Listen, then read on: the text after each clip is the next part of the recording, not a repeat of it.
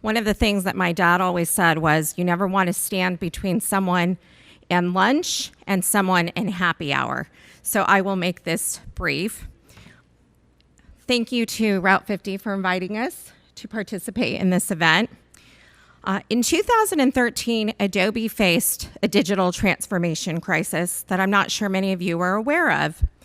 If any of you have ever purchased Photoshop or Creative Cloud, these were mailed to you in a box.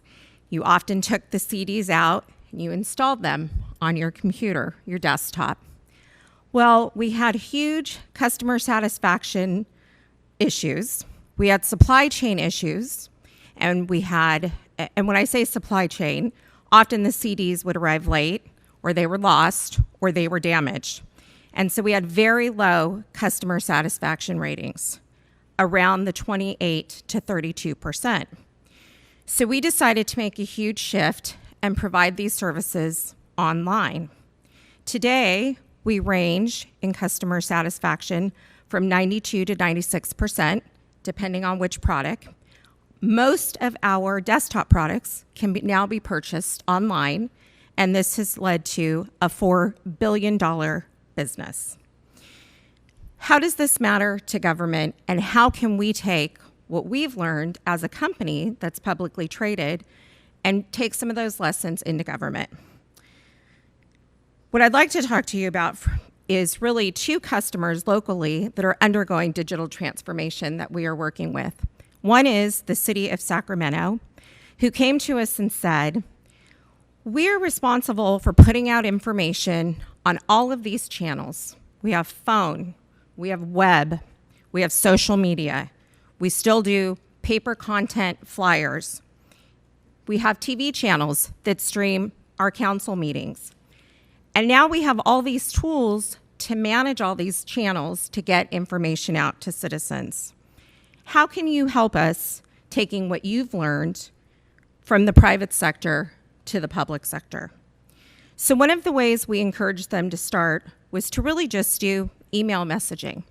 So right now, they're rolling out email messaging that is going to come to you regarding either public safety events, emergency crisis that might be happening locally, and events. Their goal is to personalize that content. So Christina, who maybe lives in 95695, and Sarah, who lives in 95819, might receive different email messages depending upon an event that's happening and or an emergency that's happening, but that's relevant and personal to me because of my zip code. So this is one example of City of Sacramento who's really looking to personalize their content and really provide information across multiple channels from one single source. The second example I want to give you is California Department of Public Health. So California Department of Public Health is responsible for hospice reporting every year. So if you are a hospice provider in the state of California, every year you have to mail in a report that talks about the number of people that you provided care for, the type of people that you provided care, and what are the range and services that you provided. These used to be 20 to 30 page packets that were mailed in to public health. And then there were people responsible for entering this information. So today, because legislatively it is now being required that you have the ability to do this online and to upload this information, they have rolled this out. And as a result, they have been able to reallocate 2 full-time FTE to now do something different and more productive. So these are just 2 examples of ways that digital transformation can take place in the government.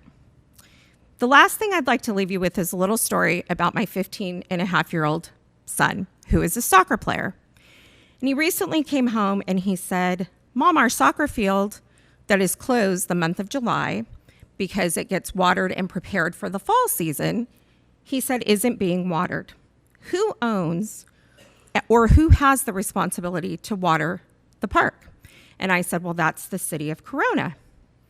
And he said, well, I'm really concerned it's not going to be ready by the time we have our first tournament in mid-August. So we were at family dinner and we're having a discussion. My husband says, well, I think I might know somebody at Parks and Rec. I'll call him. I say, well, I think I know somebody in facilities. I'll email them. My son doesn't say a word.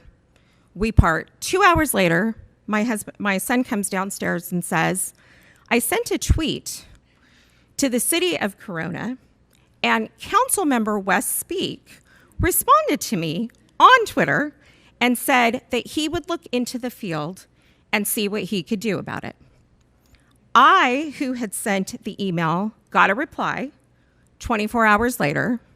My husband, who had placed a call, got a return call 3 days later. So not only are we still responding to millennials, which are a very demanding group, but now you've got Generation Z that is coming up through the ranks, and they're only expecting to engage, right, through social media and be responded to. So the moral of the story is, I think every agency is faced with managing and putting information out on these multi-channels. And it's been our pleasure to be a part of that discussion around here locally as well as throughout the state. So thank you very much for your time today.